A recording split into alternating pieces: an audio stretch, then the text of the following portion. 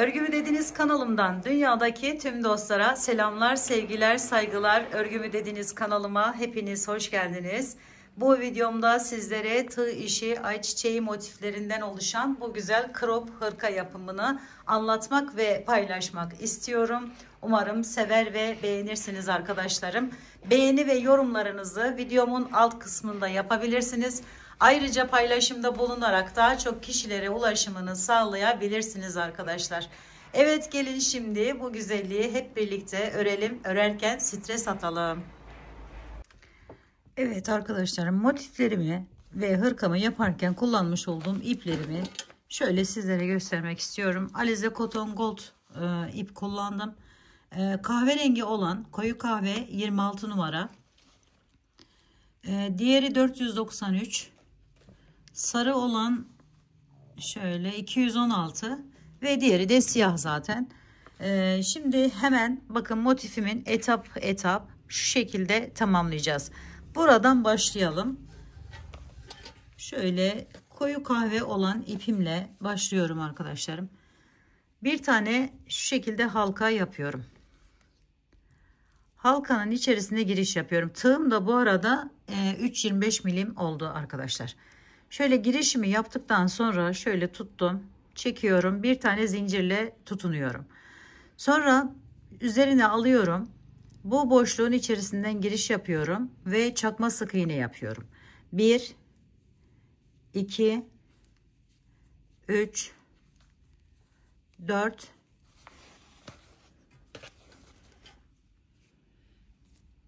8 tane olacak arkadaşlar. Dördüncüyü yaptık. 5 6 7 8. Sonra birleştiriyoruz. Şöyle iyice sıkılaştırıyoruz. Şu ortada boşluk kalmıyor arkadaşlar. Şimdi buradan bakın, hemen şu üstünden şu şekilde giriş yapıyorum. Şöyle. Bu alttaki fazla ipimi de alıyorum. Şu şekilde onu biraz fazla bırakın. Şöyle tamamladım. Yani kaydırma ile çekiyorum. Sonra bu iki ipi birlikte alarak şöyle 1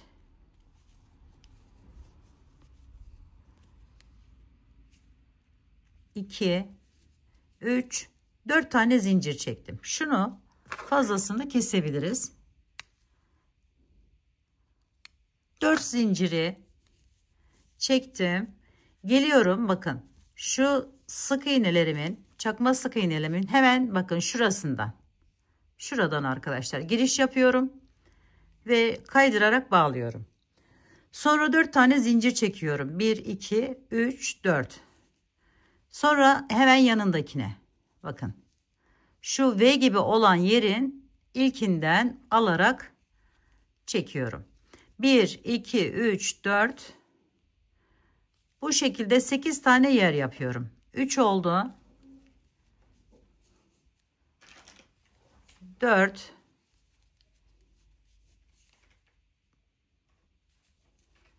5 6 7 ve son yere geldim. Bakın hemen buradan da girişimi yapıyorum bu şekilde ve kaydırarak bağlıyorum. Sonra arkadaşlarım şöyle çeviriyorum arkasını. Bakın şu arkada bıraktığımız yerlerimiz, buradan girişimizi yapıyoruz. Burası ilk başlangıç yerimiz olduğu için şöyle arkaya doğru çekiyorum. Bakın şöyle bir görüntü. Şimdi buraya bir tane zincir çekiyorum. Üzerine bir alıyorum. Aynı yerin içerisine arkadaşlarım şu arka kısmına bir tane daha iki tane çakma sık iğne yapıyorum. Her bir arkadaki bakın şu bıraktığımız V gibi olan yerlerin diğer kısımlarına, şuralara arkadaşlarım.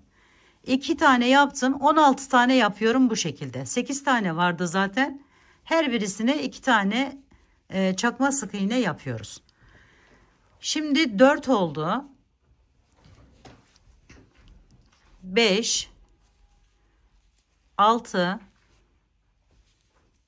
7 8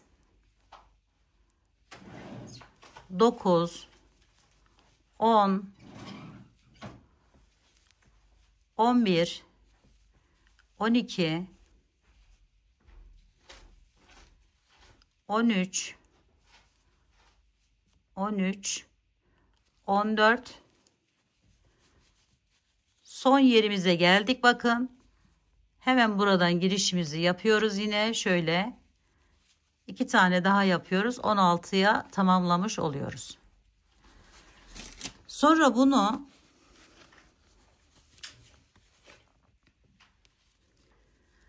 bakın buradayım. Hemen şuradan şu üst köşe şuradan arkadaşlarım girişimizi yapıp kaydırarak bağlıyoruz. Şimdi bu defa az önce yaptığımız şu işlemi 16 defa tekrarlayacağız. 1, 2, 3, 4 zincir. Aynı yerin içerisinden giriş yaparak kaydırarak bağlıyorum. 1, 2, 3, 4 zincir. İkinciye geçtim. 1, 2, 3, 4.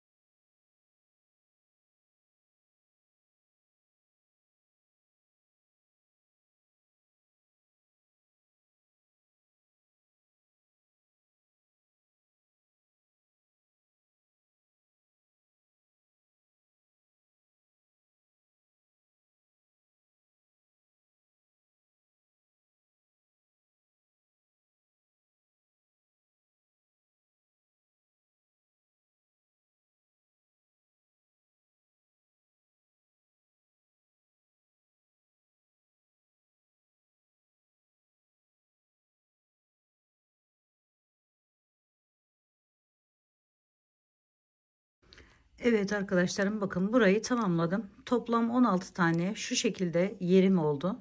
İpimizi de şöyle arkadan hemen gizleyelim. Daha sonra uğraşmamak için tamamen. Yoksa herhangi bir şeyi yok arkadaşlar. Evet bakın. Bu orta kısmını şöyle pütürlü pütürlü 3 boyutlu bir görünüm haline getirmiş olduk. Şimdi bu renk ipime geçiyorum. Kahvenin diğer tonuna. Şöyle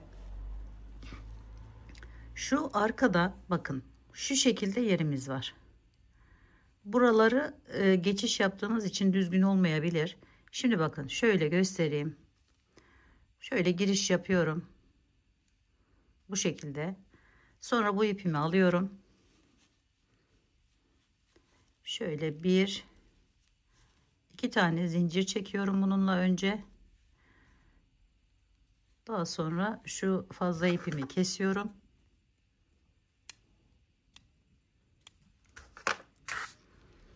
Şimdi üzerine alıyorum. Bakın 1 2 3 4 defa topladım tığıma. Hepsini birlikte çekip 1 2 zincir çekiyorum. Üzerine bir aldım. Hemen yanına geçiyorum. Bakın şöyle girişimi yapıyorum. Şuradan ikisinden birlikte alınmaya çalışın arkadaşlar.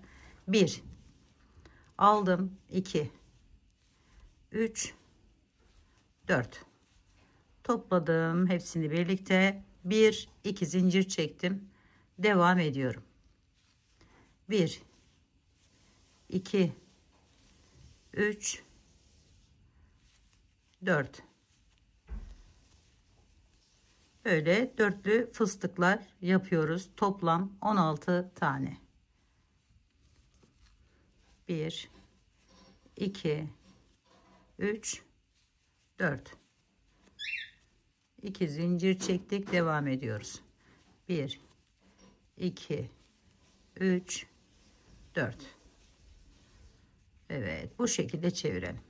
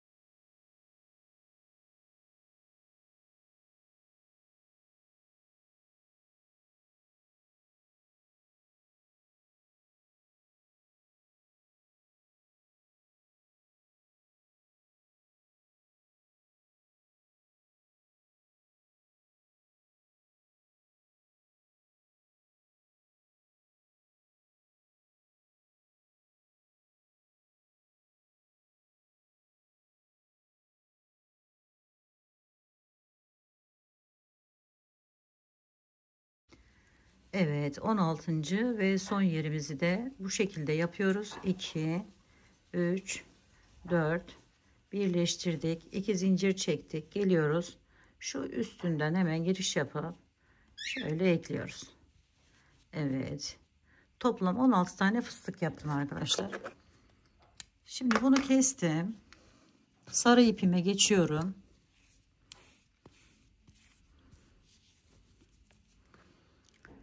Herhangi bir yerinden de olabilir. Buradan da başlayabiliriz. Şöyle girişimi yapıyorum.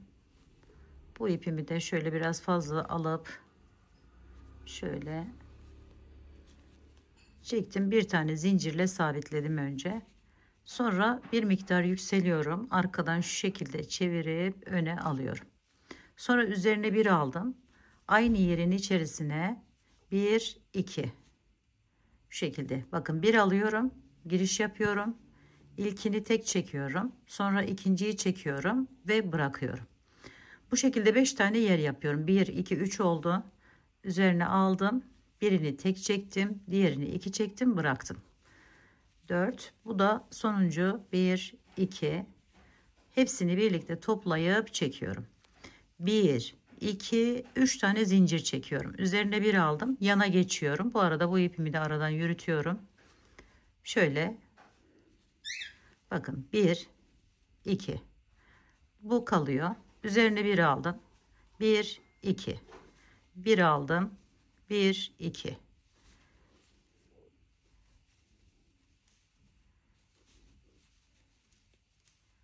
Toplam 5 tane. Bakın 1, 2, 3, 4, 5. Hepsini birlikte çektim. 1, 2, 3 zincir çektim. Bütün bu aradaki şu boşluklara arkadaşlarım bu işlemi uyguluyoruz. Yani 5'er tane yarım trabzan yapıp sonra 5'ini birlikte toplayıp yaprak oluşturuyoruz. Şu şekilde 4 ve 5 topladım. 1, 2, 3 zincir devam ediyorum.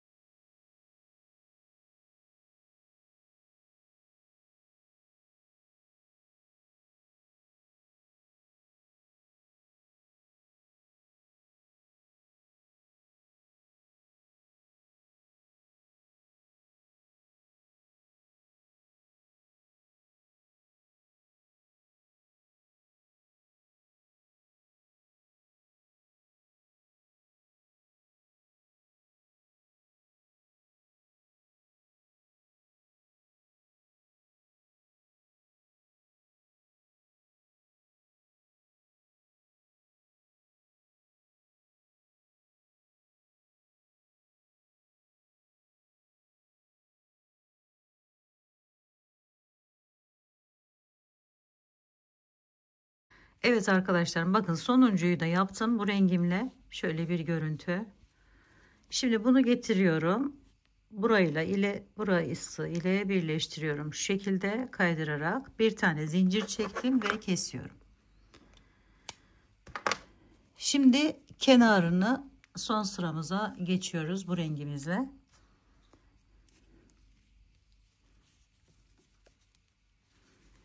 Şöyle yine onu alta aldım. Alttan götüreceğim. Şöyle tutundum. Bunu da birazcık fazla alarak şekilde 3 tane zincir de çekebiliriz 2 katlı olarak. Sonra bakın şu şekilde alıyorum. Hemen öne çektim. Şu fazlayı kesip buradan yolumuza devam edelim. Evet. Hemen bunun yanına 2 tane ikili trabzan, pardon 3 tane ikili trabzan yapıyorum. 1 2 3. Sonra bununla birlikte 4 oluyor. Şuraya geçtim. İkisinin arasına. Yine 4 tane ikili trabzan yapıyorum. 2 3 ve 4. Şimdi buradan giriş yapıyorum. Bu ipimi de alıyorum. 1 2 3 4. Şimdi yuvarlak olan motifi kareye çevireceğiz arkadaşlar. 3 tane bu şekilde ilk etapta ikili trabzanlar yapıyoruz. 3 yeri bu şekilde doldurduk. Şimdi 4. yere geçtik. Üzerine 2 aldım bakın. Buraya geçiyorum. 4 tane üçlü trabzan yapıyorum. 1 2 3 ve 4. Şimdi 2 zincir çekiyorum. Tekrar 4 tane köşe oluşturmak amaçlı üçlü trabzan yapıyorum.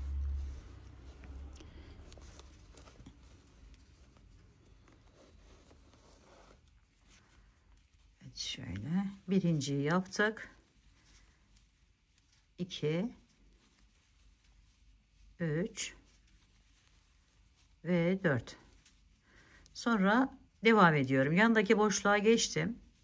1 2 3 4. Yana geçtim. 3 tane yine dörderli ikili trabzanlarımızı yapıyoruz yan yana.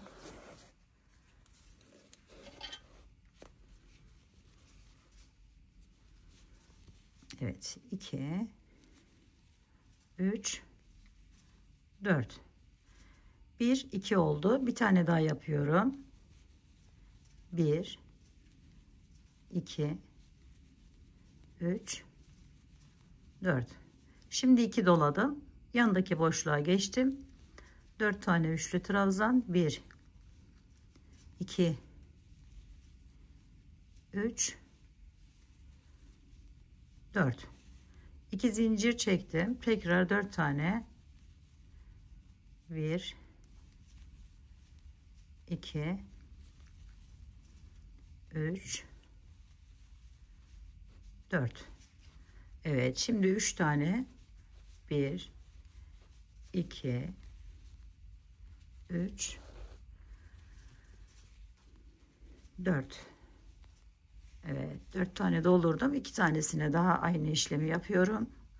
1 2 3 4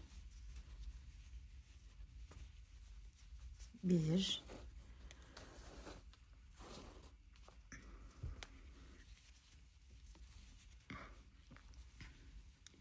2 3 4.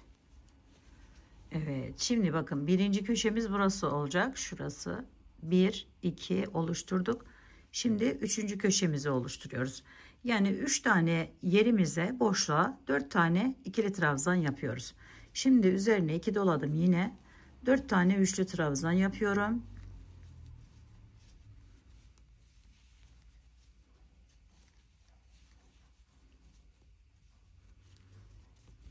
İki zincir, tekrar 4 tane daha yapıyorum.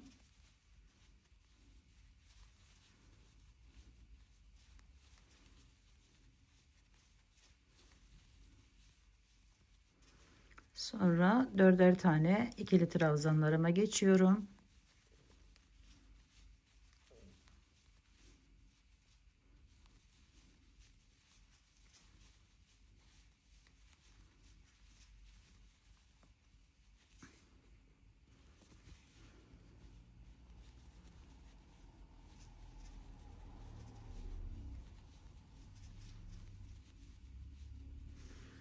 Şimdi son köşemi yapıyorum.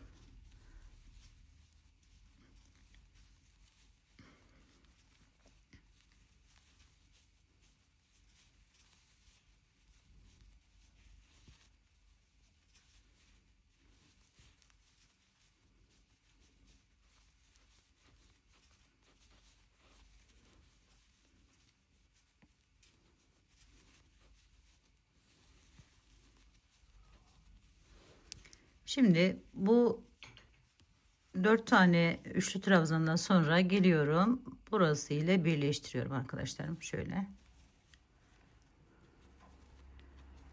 Ve motifimi tamamlamış oluyorum. Şu şekilde. Şimdi birleştirmesine geçelim arkadaşlarım. Bakın şöyle çok güzel motifler meydana gelmiş oldu. Evet, hadi şimdi birleştirelim. Evet arkadaşlarım, bakın motiflerimi ben tamamladım. Toplam 60 tane motife ihtiyacımız olacak. Aynı ölçüde yaparsak, daha büyük yapacaksak daha da arttırabiliriz arkadaşlarım. Daha uzun yapacaksak, bu crop bir hırka olduğu için 60 motiften oluşacak hırkamız. Şimdi bilmeyen arkadaşlarım için ben bunu nasıl önce bir ceket haline getireceğim. Daha sonra da ekleme işlemine geçeceğiz arkadaşlar. Şimdi şöyle bakın, önlü arkalı 2 tane motifi alıp koyuyorum. Şöyle ikişer ikişer şu şekilde motiflerimizi koyalım önce. 4 tane, yani 4 blok bu şekilde olacak. Arkaya sadece 4 tane tek olarak koydum. Gördüğünüz gibi. Sonra diğer yana geçiyorum. Oraya da şöyle çiftli olarak koyalım. Önce ben bir göstereceğim hani sizlere sadece. Onun için şöyle detaylı bir şekilde anlatmak istedim. Çok soran arkadaşım oluyor. Bilen arkadaşlarım buraları geçebilir arkadaşlar. Şöyle ikisini de katlayalım. Şimdi bunun yanına hemen şuradan motiflerimizi alalım. Bir tane daha, yani bir sıra daha böyle çiftli bir şekilde koyuyorum. Bu bir yanı olacak. Şöyle. Şimdi aynı şekilde bu tarafa da koyalım.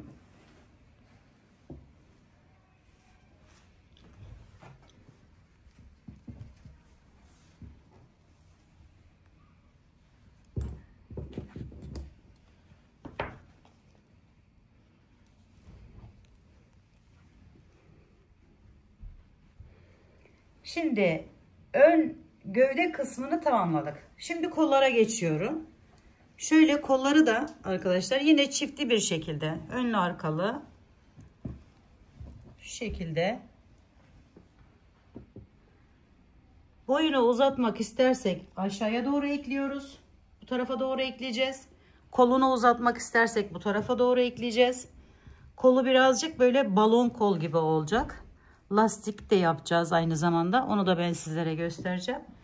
Şuraya bakın, şöyle çiftli son olarak son yerimi de koyuyorum. 3 tane koydum arkadaşlar, gördüğünüz gibi. Yani 3 sıra bu şekilde, 2 böyle yana doğru gidiyor. Dediğim gibi 2 2 koyduk. 3 kere 6 12. 12 tane koluna motif kullanmış olduk arkadaşlar. Şimdi diğer kolu, bir kol için 12 motive ihtiyacımız var. Şöyle diğer kolumuza da aynı şekilde yapalım. Şuradan motiflerimizi alalım. Son ikiliyi de koyuyoruz. Bakın genel görünümü bu şekilde olacak arkadaşlar. Daha sonra kol uçlarına, bu alt kısmına ve bu yaka kısmına, önüne lastik işlemi uygulayacağız. Onları da ben size göstereceğim arkadaşlarım. Şimdi püf noktasına gelelim. Yani şeklimiz bu şekil olacak. Ekleme işlemine geçelim arkadaşlarım. Eklemesini daha önceki videolarımda yaptım ama bunda da tam olarak göstermek istiyorum bilmeyen arkadaşlarım için. Şimdi bakın bunları kaldırıyorum. Şöyle öndeki parçalarımızı kaldırıyoruz. Tersten ekleme yapacağız arkadaşlar. Şimdi kaldırdıktan sonra bakın şu iki parçayı, şu yan olan iki parçayı birbirine ekleyelim. Ya da şu ortadaki tekli olan yerle birleştirelim arkadaşlar. Şimdi bakın şu köşe kısmı. Köşe kısmından girişimi yapıyorum. Ortadaki dörtlü motifimiz arkadaşlarım bunlar. Şimdi bunu alıyorum. Şöyle. Buraya tutunuyorum. Sonra zincir çekiyorum. 1, 2, 3. Pardon, bunu hemen buradan aldıktan sonra şöyle tutunduktan sonra diğer motifime geçiyorum. Geçtim. Şu şekilde alıyorum. Ve buraya sık iğne ile ikisini birbirine bu şekilde tutturuyorum. Sonra 4 tane zincir çekiyorum. 1, 2, 3, 4. Eliniz sıkı ise 5 çekin arkadaşlarım ki kasma yapmasın. Şöyle bakın aldım. Bunu hemen getiriyorum buraya. Buradan birbirine ekliyorum. Şöyle koyayım daha iyi anlaşılsın arkadaşlar. Böyle elinize alıp yapabilirsiniz. Şimdi 1, 2, 3, 4 tane gevşek zincir çektim. Geliyorum. Bakın hemen ikinci aralarından giriş yapıyorum. Ve buraya sık iğne ile tutunuyorum. 1, 2, 3, 4 zincir çektim. Geliyorum. Şuraya tutunuyorum. 1, 2, 3, 4 zincir.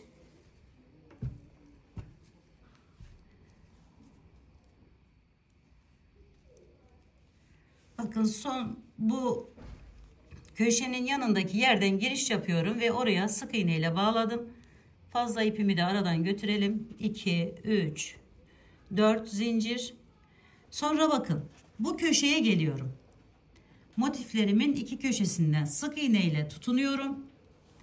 Sonra 2 zincir çekiyorum araya. Geliyorum. Bakın şöyle göstereyim. Şu iki motifimi arkadaşlarım. Şöyle takalım.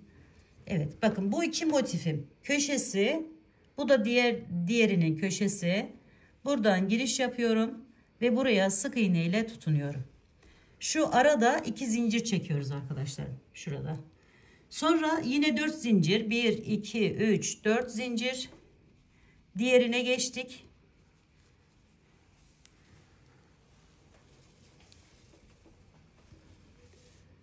Aradaki bakın şuralardan alıyoruz. 1, 2, 3, 4. Elinizde yaptığınız zaman daha kolay oluyor. Ben sizlere tamamen göstermek amaçlı bu şekilde yapacağım arkadaşlar burayı.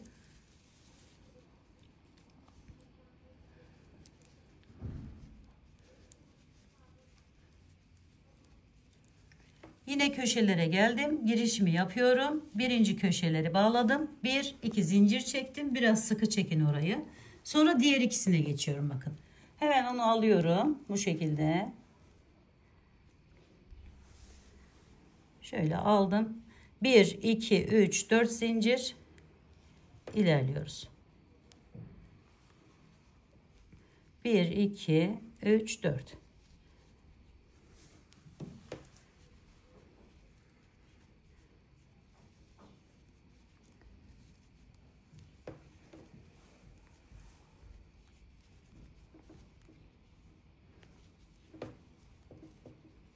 İki zincirimi çektim yine. Şöyle. Bakın. Şu son olan yani ortanın sonu olan yerden girişimi yaptığım köşesinden bunun da aynı şekilde buraya ekleme yapıyorum.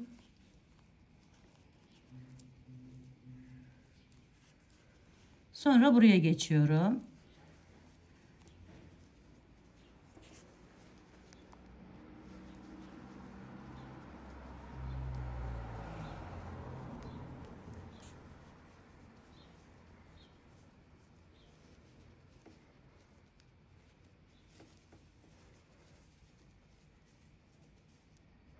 Evet, son yere geldim. Buradan girişimi yapıp şimdi bu ipimi kesiyorum.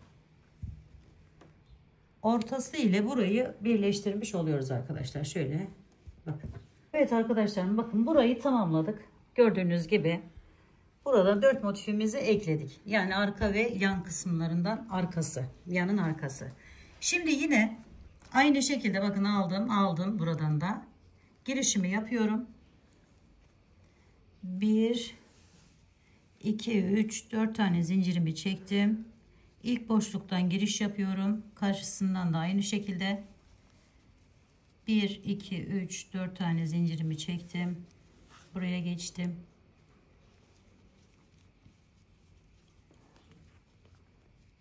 Aynı şekilde eklememizi yapıyoruz. Diğerinde yaptığımız gibi.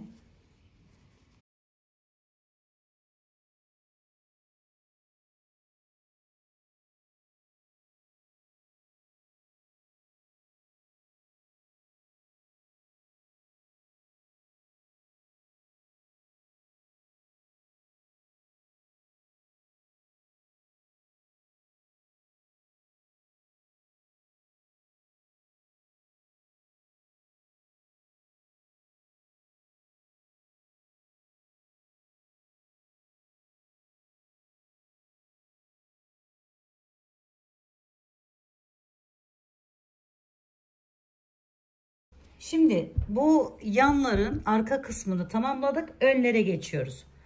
Hiçbir şey yapmadan arkadaşlarım. Aynı şekilde bakın öne aldım, hemen buraya koyduğum iki motifi. 2 zincirimi çekmiştim. Hemen buradan giriş yapıyorum. Aynı şekilde buradan da giriş yapıyorum. Ve burada önce birbirine tutunuyorum. 2, 3, 4 tane zincir çektim. Aynı işlemi burada da devam ettiriyorum.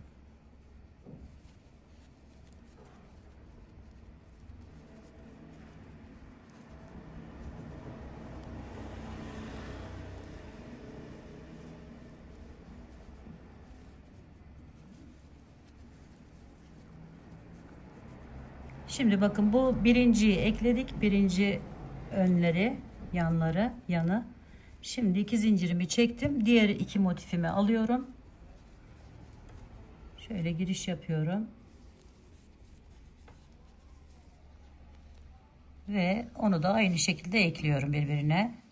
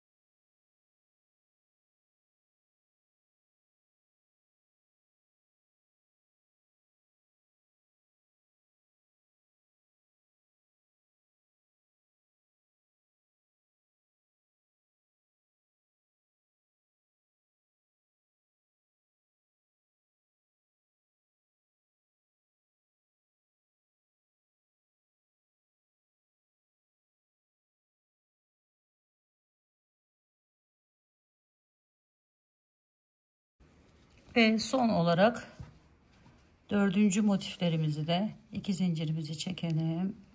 İkisinin de tersini çevirelim. Köşeden giriş yapıp onları da birbirine ekleyelim.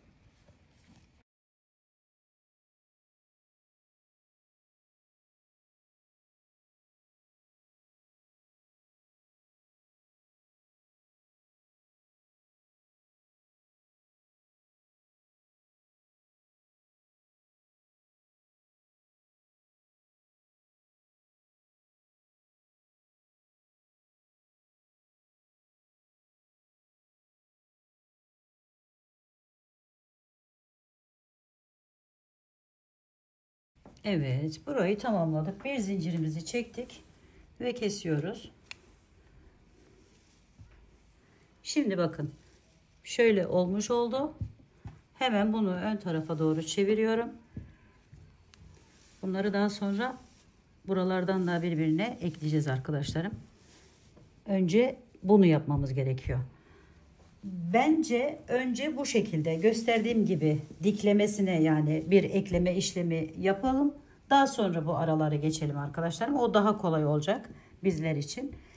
Şimdi burayı bu şekilde tamamladık arkadaşlarım. Bu ara kısma geldik. Ara koltuk altına geldik.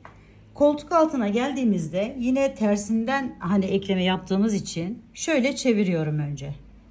Şöyle tuttum. Çeviriyorum. Bakın artık bu şuradaki motifimiz kola eklenecek. Bu ikisini normal bir şekilde ekleyelim. Burası önemli bana göre. Şöyle hemen aynı şekilde ekliyoruz yalnız. Hiçbir değişiklik yapmadan ön parçaya, arka parçaya eklemiş olacağız.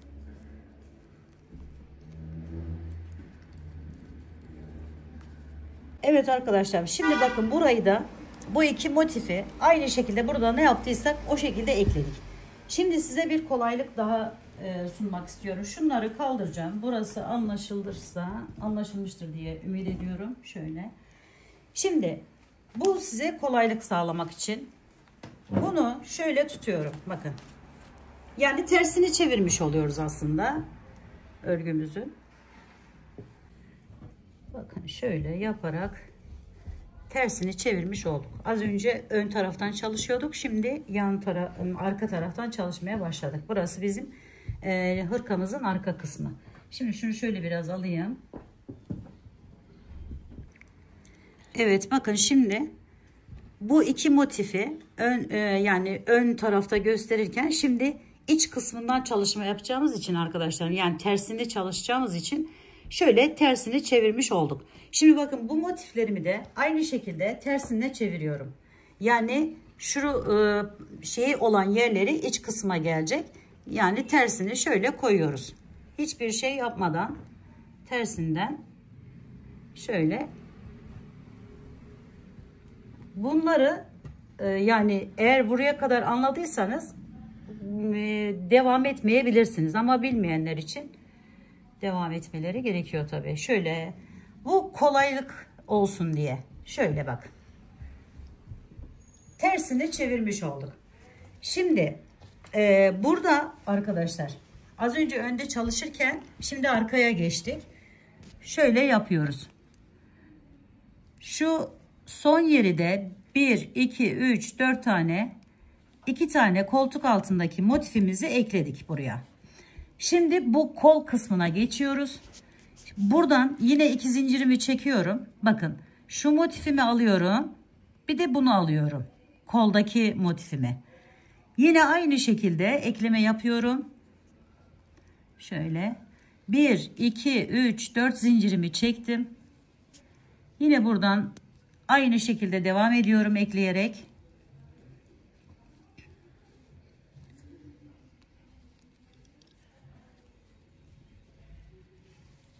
Hırkamızın iç kısmını çevirmiş olduk arkadaşlar böylelikle. Öyle de söyleyebiliriz.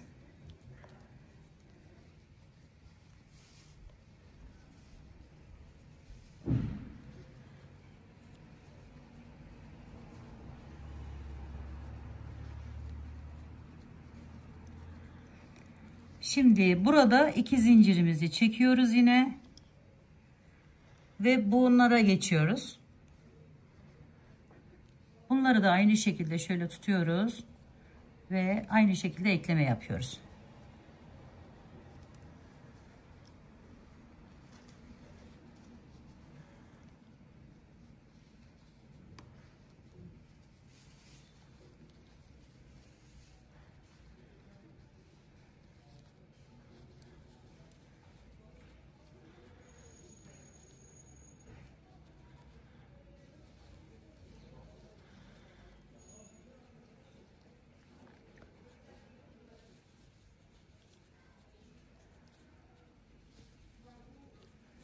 İki zincirimi çektim.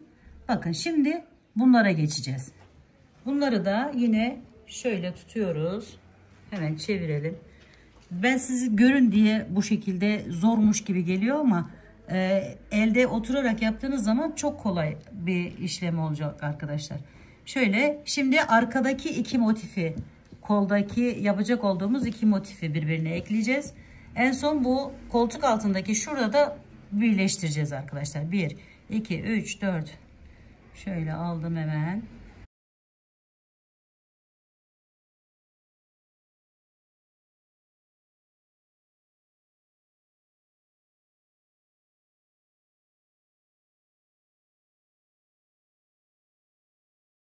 Şimdi bakın bu dönen motifi de şu şekilde ekledim. Şimdi bunun karşısına ekleyeceğim. Yine iki zincirimi çektim arada. Bu ikisinden alıyorum. 1 2 3 4 buradan alıp devam ediyoruz.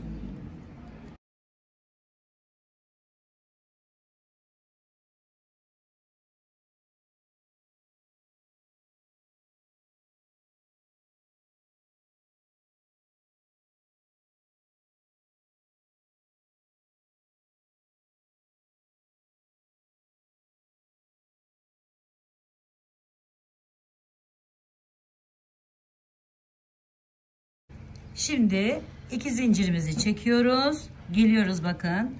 Bu yan koltuk altımız olmuş oluyor. Hemen şurasından şuradan bakın. Şu motifimizin ortasındaki yerden giriş yapıyoruz. Bir de şu alttaki motifimizin ortasından giriş yapıyoruz. Böyle köşesinden ve ekliyoruz. Ve burada bitirip kesiyoruz ipimizi.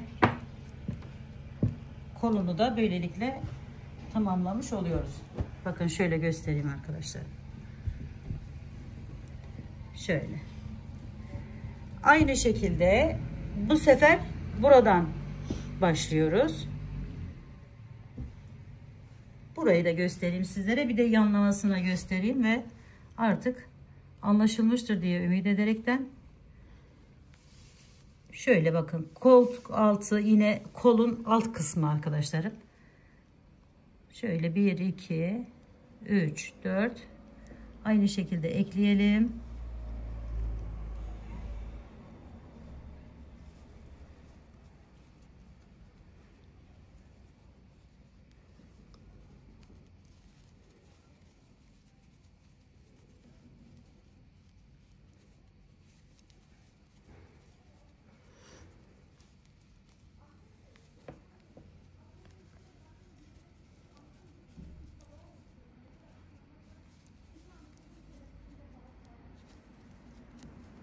İki tane zincirimi çektim. Bir tane motifimden alıyorum. Bir de buradan olan motifime şu şekilde tutup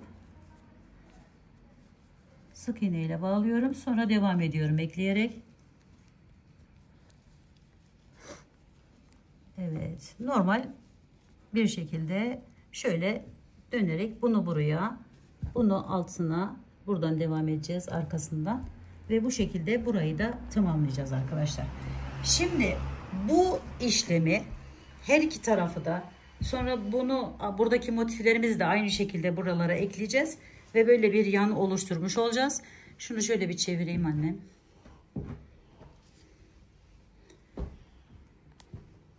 Şöyle bakın. Yine tersinden arkadaşlarım.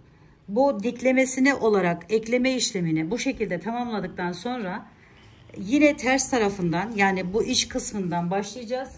Yine şu ilk yerden, ilk yerimiz burası olmuş oluyor. İlk yerden şöyle alacağız. Bakın şu şekilde iki motif, öndeki iki motif arkadaşlar. Buradan giriş yapacağız. 1 2 3 4 tane zincirimizi çekeceğiz. Sonra bakın şu ilk yerden yine aynı yaptığımız gibi 1 2 3 4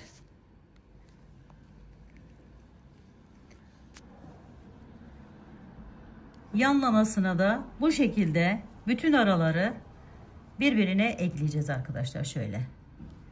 Şimdi bu köşelere geldiğimizde özellikle burayı göstermek için hani devam ettim. Şöyle bakın, son yerden aldım. Yine 4 zincirimi çekiyorum. 1, 2, 3, 4. Bakın bu birleşim yerimiz. 4 motifimizin birleşim yeri. Burada 2 tane zincir çekerek bir sık iğne yaparak bağlamıştık.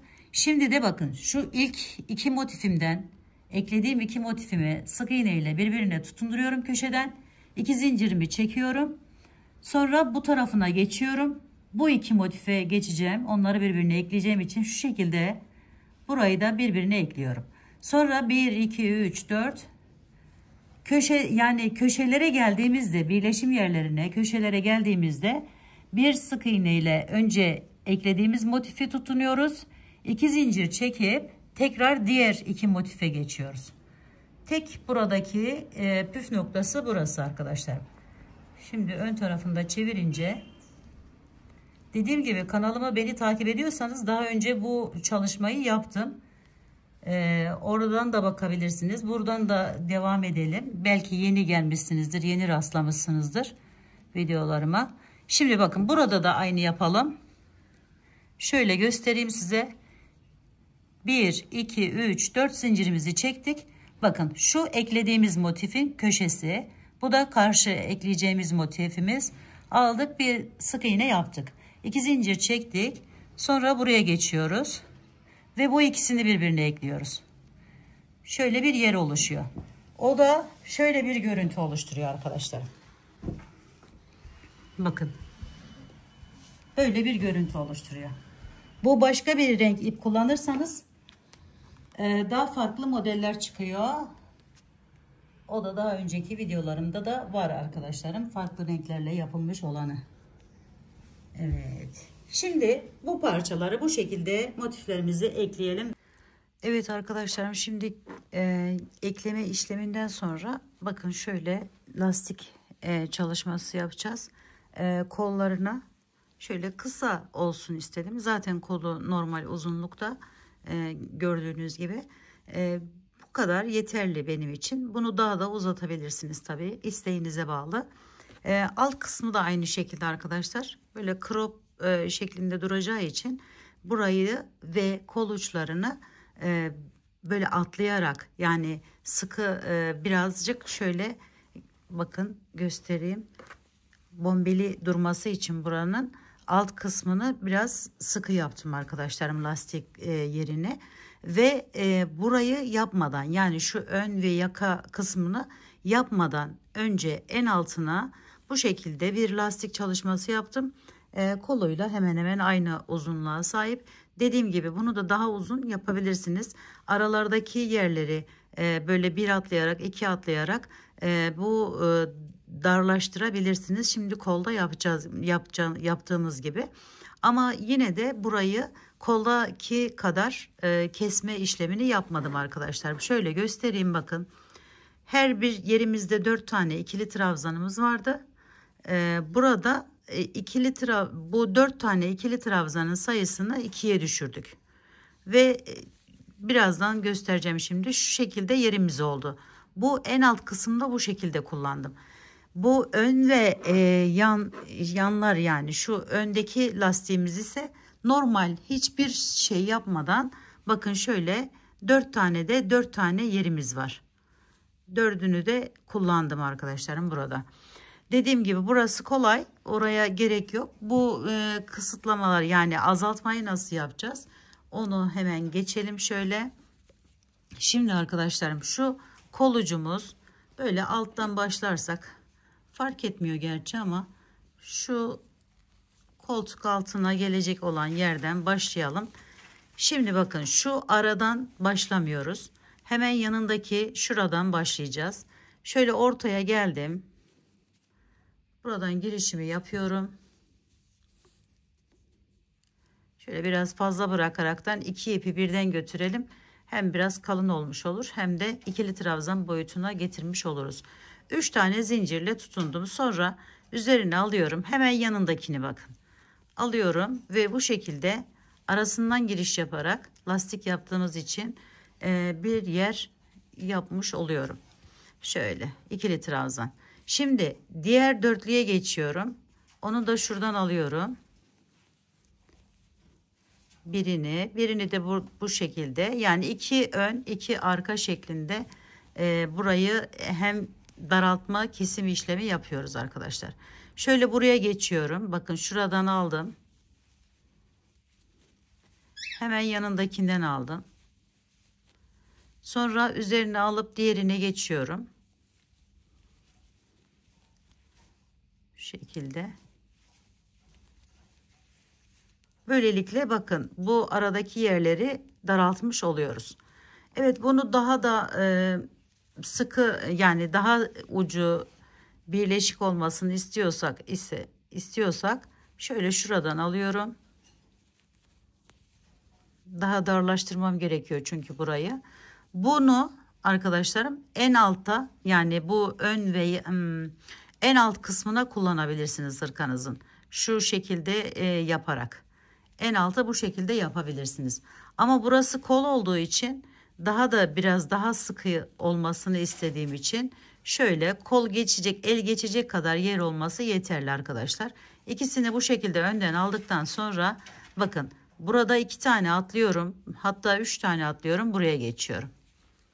Ve buraya böyle 2 tane arkadan devam ettim. Sonra üzerine alıyorum. Şunları atlıyorum. Buraya geçtim.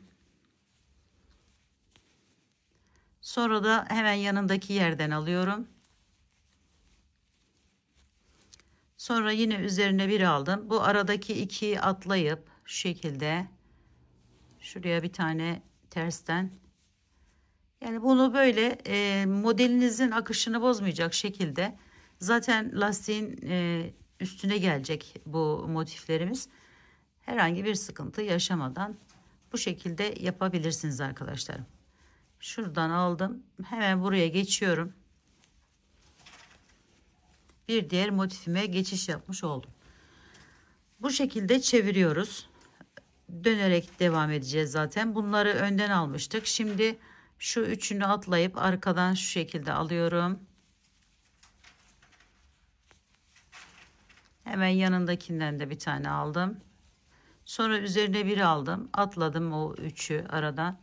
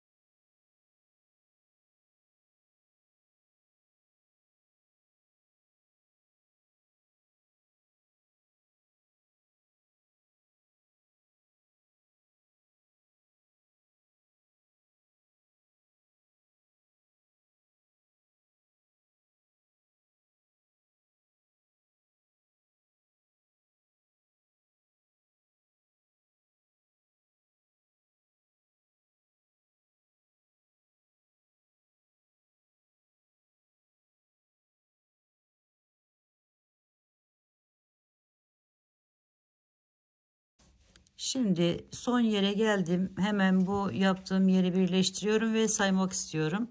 Diğerinde 14 tane yerim var arkadaşlarım. Böyle sıra şeklinde. Şimdi şunları sayalım. 1, 2, 3, 4. Şöyle 5, 6, 7, 8, 9, 10, 11, 12, 13, 14. Evet, bakın bunu da 14 taneye tamamlamışız. Şimdi devam ediyoruz. Hiçbir şey yapmıyoruz. Yine aynı şekilde bakın biraz yükseldim. Şöyle arkadan aldım. Öne getirdim ve ikili trabzanımı yaptım. Sonra buradan devam ediyorum. Sonra arkadan bakın şöyle alıyorum. Girişimi yapıp 2 taneyi örüyorum. Sonra bu önde yaparken gidiş geliş yapacağımız için, böyle yuvarlak bir şekilde çevirmeyeceğimiz için arkadaşlarım, burada arkada da yine aynı önüne gelen bu şekilde görünen yerleri bu şekilde alıyoruz önden. Arkaya gelen yerleri ise şu şekilde arkadan alarak yapıyoruz. Çünkü bakın arka kısmı da aynı şekilde gözüküyor. 2 ön, 2 arka, 2 önde, 2 arkada gözüküyor. Evet, şimdi bunu dilediğiniz uzunluğa gelene kadar ben bu kadar yapacağım. Siz dilediğiniz uzunluğa kadar yapın. Daha sonra bitiş bölümüne geçelim arkadaşlar. Evet arkadaşlarım, kenarlarını da bu şekilde lastik kısımlarını tamamladıktan sonra crop hırkamız hazır hale gelmiş oldu. Umarım sizler de sevmiş ve beğenmişsinizdir. Yapacak olan arkadaşlarıma şimdiden kolaylıklar diliyorum. Örgümü Dediniz kanalıma abone olmayı, beğenmeyi, yorum yapmayı, paylaşımda bulunmayı unutmazsanız çok mutlu olurum. Bir dahaki en farklı, en değişik örgü model, teknik ve tasarımlarında görüşmek üzere. Hoşça kalın, sağlıkla kalın. Allah'a emanet olun arkadaşlar.